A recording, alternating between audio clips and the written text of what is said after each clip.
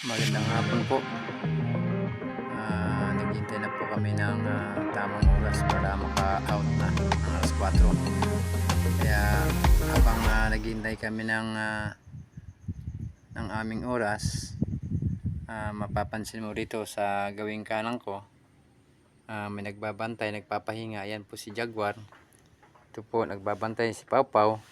Sa gawing ganang ko naman, ayan po si Brown, si Osmon. Mga nagpapahinga po sila, maghihintay sila ng gabi para makakain na.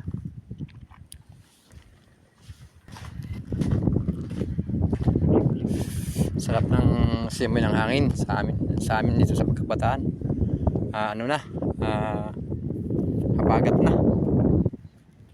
Ibig sabihin pag nag-habagat, may darating na bagyo.